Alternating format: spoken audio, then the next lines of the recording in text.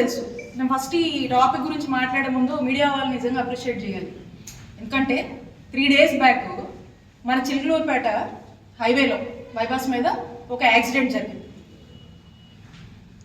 ఆ యాక్సిడెంట్లో 5 అమాయకపు విద్యార్థులు, ఎంతో బంగారు భవిష్యత్తు ఉన్నటువంటి ఆ విద్యార్థులు ఈ యాక్సిడెంట్లో చనిపోయారు. చాలా బాధాకరం. ఈ జరిగినటువంటి వెంటనే ఈ విషయం ఎంబటే మీడియా వాళ్ళంతా కూడా వారి దృష్టికి వచ్చి మీరే వెళ్ళి దీన్ని హైలైట్ చేశారు ఇమీడియట్గా. మీ కృషిని మెచ్చుకోవచ్చు, ఎందుకంటే అందరికీ కూడా తెలియజేశారు ఈ విషయాన్ని. జరిగినటువంటి వెంటనే స్పాట్లో అందరూ వెళ్ళారు. మరి ఈ యాక్సిడెంట్లో 5 విద్యార్థులు ప్రాణాలు కోల్పోవడానికి కారణం ఎవరు దీనికి కారణం? నర్సరావుపేటలో డిఎస్పీ ఆఫీస్లో ఉన్నటువంటి డిఎస్పీ ఆఫీస్లో ఏఎస్ఐగా సీను అని పనిచేస్తున్నారు. ఆయన కొడుకు వెంకట్ నాయుడు కాదా దీనికి కారణం అని అడుగుతా ఉన్నారు. ఈ వెంకట్ నాయుడు మళ్ళీ ఆయన గ్యాంగ్. ఈ వెంకట్ నాయుడు అనేటువంటి వ్యక్తి ఓ నకిలీ బ్రేక్ ఇన్స్పెక్టర్ అవతార వ్యక్తి. హైవేలో వచ్చే పోయే వెహికల్స్ని ఆపి అక్రమంగా వాళ్ళ దగ్గర నుంచి డబ్బులు వసూలు చేసుకోవడం. ఇది కొన్ని సంవత్సరాలుగా ఇదే తన వృత్తంట. చెప్తున్నారు అందరూ. దాదాపుగా 10-15 కేసులు ఉన్నాయంట అతని మీద. రకరకాలుగా వేధించి అక్రమంగా వసూలు చేసి ఇబ్బంది పడి రకరకాల మరి అంత ఒక హ్యాబిచువల్ అఫెండర్ అంటున్నారు ఇతన్ని. ఆల్రెడీ నర్సరావుపేటలో రౌడీ షీట్ ఉంది. ఇంతకుముందు గతంలో రిమాండ్ కూడా అయ్యాడు ఈ వ్యక్తి వెంకట్ నాయుడు. మరి ఇతని గ్యాంగ్ ఈ 5 ప్రాణాలు అంటే వస్తున్నటువంటి ఆ హెవీ వెహికల్ ఆపి ఏదో డబ్బులు వసూలు చేసుకుందాం అనుకున్నారు. వాళ్ళు వస్తున్నారు, ఆ స్పీడ్ కంట్రోల్ కాక ఆ కారు కొట్టేసి, మీరు అందరూ కూడా సీసీ ఫుటేజ్ చూసారు, ఆ వీడియోస్ అందరూ కూడా చూసారు. ఆ కారు వాళ్ళు కంట్రోల్ చేసి సడన్గా ఈ వెహికల్ ఇటు తిరిగేసరికి దాని కిందకు వచ్చేసింది. ఏ విధంగా ఆ కారు అంతా కూడా క్రష్ అయిపోయిందో చూసారు. వీళ్ళ ప్రాణాలు పోయినాయి. మరి ఈ రోజున ఇంత బాధాకరము, ఇంత దారుణం జరిగితే అసలు నాకు అర్థం కావట్లేదు. ఏం చేస్తుంది ఈ జిల్లాలో ఉన్నటువంటి పోలీస్ యంత్రాంగం? ఏం చేస్తుంది? ఎందుకు ఈ విషయాన్ని ఇంత గోప్యంగా ఉంచుతున్నారు? ఇప్పటి వరకు కూడా అరెస్ట్ చేయలేదు. అంటే 5 ప్రాణాలు పోతే వీళ్ళకి కనిపించడం లేదా? బాధ అనిపించట్లేదా? బాధ్యత లేదా ఈ పోలీసులకి? ఏం చేస్తున్నారు ఈ యంత్రాంగం అంతా కూడా?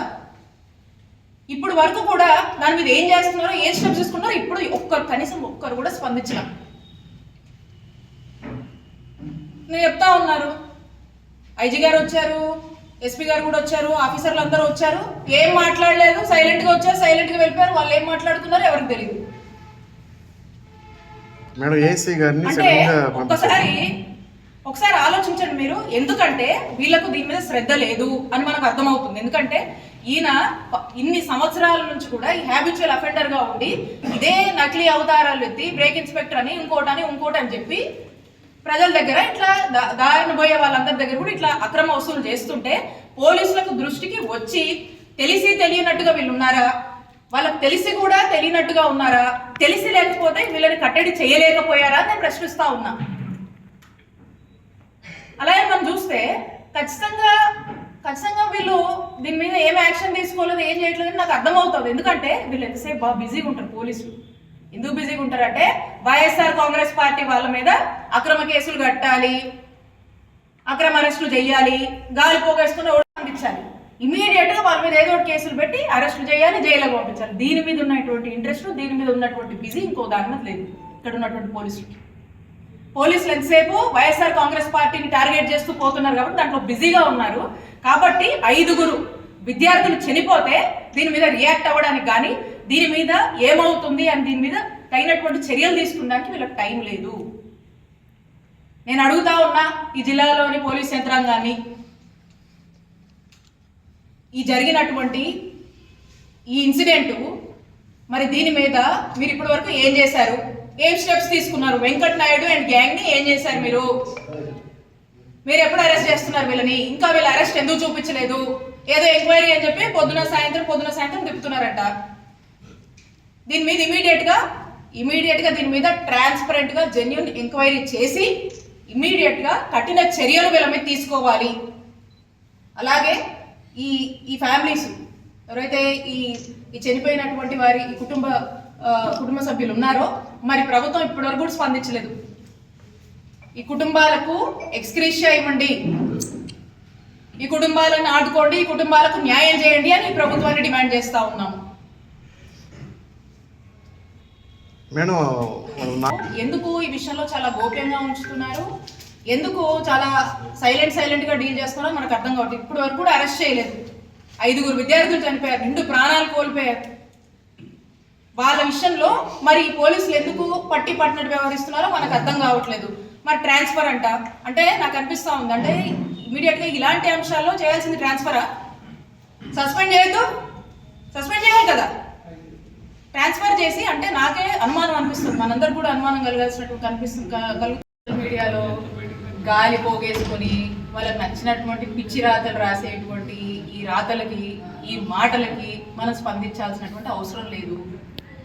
ఒక ఆడమనిషి ధైర్యంగా అక్రమంగా ఇన్ని కేసులు పెట్టి ఇన్ని వేధిస్తుంటే, ఇంతగా వేధిస్తుంటే కూడా ఈరోజు నిలబడి రాజకీయం చేయటము ఓర్చుకోలేక, తట్టుకోలేక ఇలాంటి ప్రచారాలు చేస్తున్నటువంటి వాళ్ళందరూ కూడా ఇలాంటి ప్రచారాలు ఎవరైతే చేస్తున్నారో వాళ్ళకి కాలమే కొన్ని సమాధానం చెప్పబోతుంది. నేను ఒకటైతే చెప్తా ఉన్నా, నేను మా నాయకుడు జగన్మోహన్ రెడ్డి గారి ఆశీస్సులతో చిలకలూరుపేట నియోజకవర్గంలోనే పోటీ చేస్తాను.